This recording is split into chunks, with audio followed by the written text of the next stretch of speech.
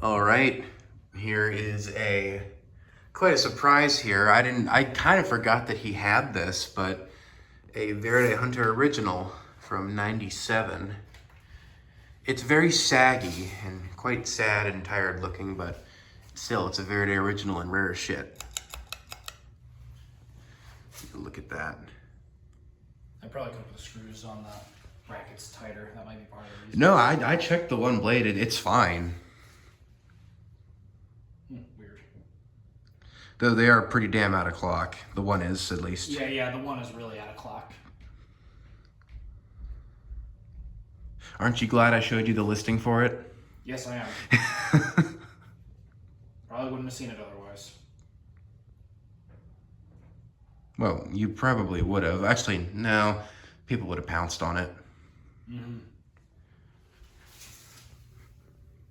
Yeah, you know, I live right near Chandy, Pernock, and Lawrence.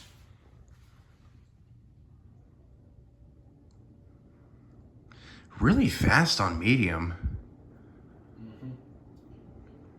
Yeah, thankfully, despite the fact that this did have some waterlogging and some rust, the rotor is in really good shape, and it was really free and quiet and all that. That is good.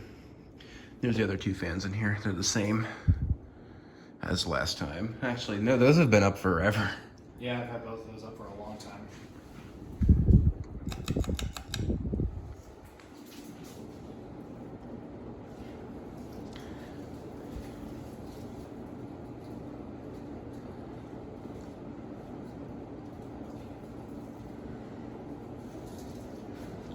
Well, since Hunter Originals are the most well-built fans ever made, at least in the United States, it is cranking out air like no tomorrow. It is crazy. And yeah, Hunters are better than Casablanca, at least the old Hunters.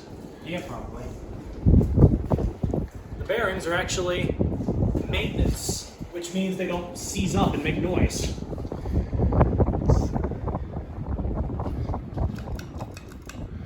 And before we end, zoom in on the tag. There's the tag if you can read it. Hope you enjoyed. Thanks for watching.